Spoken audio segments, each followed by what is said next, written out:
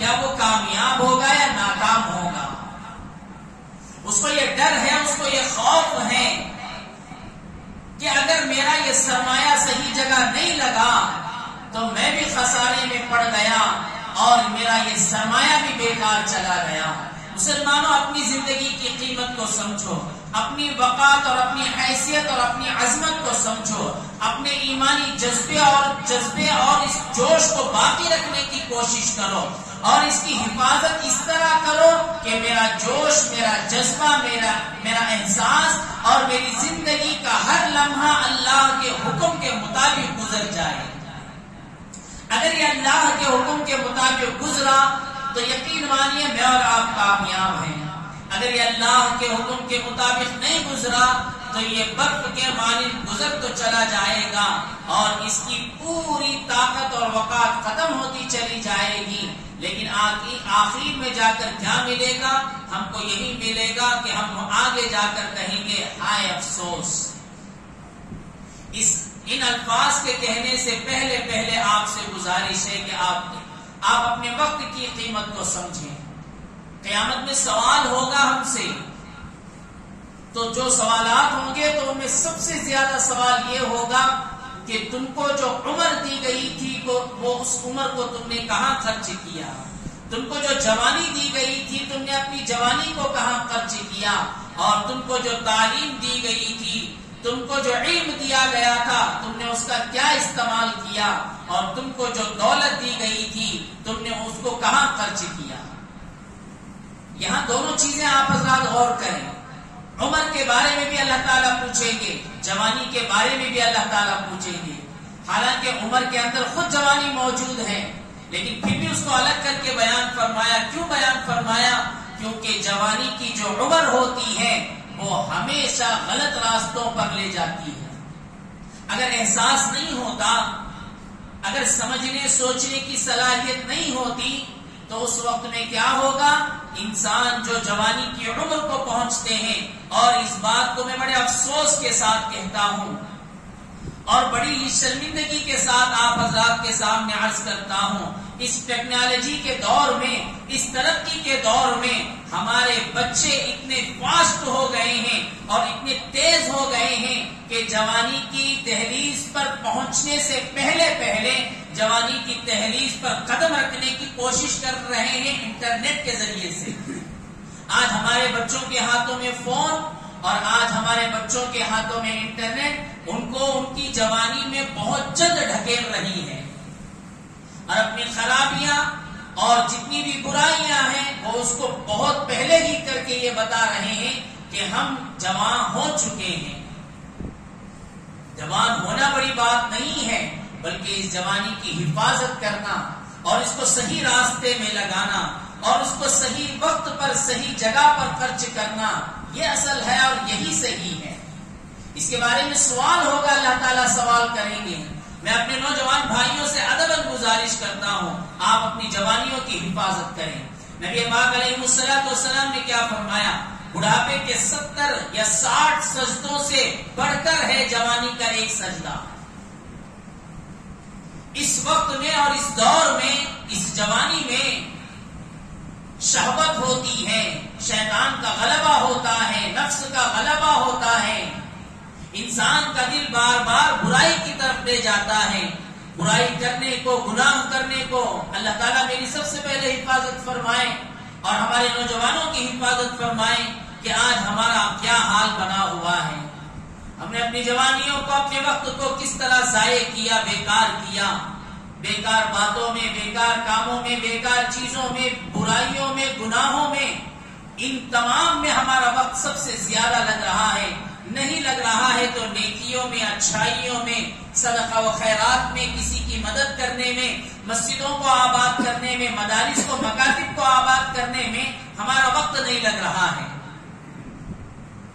اپنے وقت کی قدر کرو مسلمانوں. وقت کی قدر کرو گے، اگر وقت کی حیثیت کو اور اس کی وقات کو سمجھو گے تو کیا ہوگا؟ اسی لیے فرمایا یہ جو دن ہے، آج کا دن، یہ ختم ہو رہا ہے اسلامی مہینے کے آخری سال کا دن. آج کا دن گزرے گا، آپ ذی الحجہ کے مہینے سے گزر جائیں گے اور آپ کا یہ سال ختم ہو جائے گا. اب آپ کی زندگی میں اگلا سال شروع ہوگا جو محرم الحرام سے شروع ہوگا. کتنے میرے مسلمان بھائی ایسے ہیں جن کو جنوری کا سال تو بہت اچھا یاد ہوتا ہے، لیکن محرم الحرام بہت کم لوگوں کو معلوم ہوتا ہے، بہت ہی کم. 100 میں سے 1 کا دکا نئے کے مقابلے میں لوگوں کو معلوم رہتا ہے. حالانکہ میں اور آپ مسلمان ہیں اور یہ مہینہ اسلامی مہینے کے اعتبار سے سب سے پہلا مہینہ ہے. اس کی آمد پر کیا کرنا چاہیے؟ سب سے بڑا سوال، لوگ اپنے آنے والے سال میں کیا کرتے ہیں اور انگلش کیلنڈر کے آنے والے سال میں کیا کرتے ہیں. اور آج جو اسلامی سال مغرب سے شروع ہونے والا ہے، اگر چاند نظر آ گیا تو اس سال کا ہم استقبال کیسے کریں؟ یہ سب سے بڑا سوال ہے. اس سوال کو اور اس کے جواب کو اپنے ذہن میں رکھ کر چلیں، انشاءاللہ بات سمجھ میں آئے گی آپ حضرات کو. جو آیتیں میں نے آپ کے سامنے ایک ایک کر کے تلاوت کی ہیں، اس کا بھی ترجمہ میں آپ حضرات کے سامنے رکھوں گا ان باتوں کی وضاحت اور خلاصے کے لیے. اسلامی سال شروع ہونے والا ہے، اب اس کا استقبال کیسے کیا جائے؟ کیا حضرت جنوری میں پٹاخے مار کو، یا نہیں تو کیک کاٹ کو، یا نہیں تو اور جتنے برے کام ہیں وہ ایسا کر کو اس سال کا استقبال کرنا ہے، اس کی ابتدا کرنا ہے کیا؟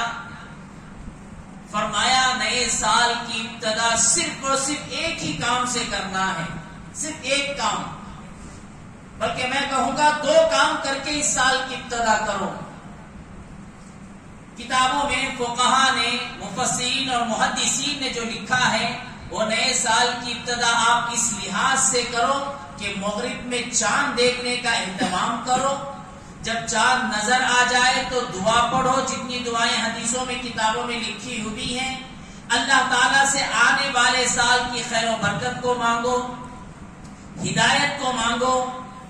اللہ تعالیٰ سے یہ مانگو کہ میں دین پر استقامت کے ساتھ چلوں. اللہ تعالیٰ سے اس لحاظ سے مانگو کہ آنے والا سال میرے لیے اسلامی طور سے زندگی گزارنے کا سال بن جائے. اور دوسری چیز جو میں آپ کے سامنے عرض کر رہا ہوں وہ محاسبہ ہے. آنے والے سال کے لیے کچھ پلاننگ بناؤ کہ کیسے اس سال کو میں گزاروں، کیسے ان لمحات کو، ان وقتوں کو گزاروں. کیا پتا پھر مجھے آنے والے سال کا ذی الحجہ نصیب ہوگا کہ نہیں ہوگا، آنے والے سال میں رمضان مجھے نصیب ہوگا کہ نہیں ہوگا. یہ کوشش کرو کہ آنے والے سال کو بہترین انداز سے گزارو.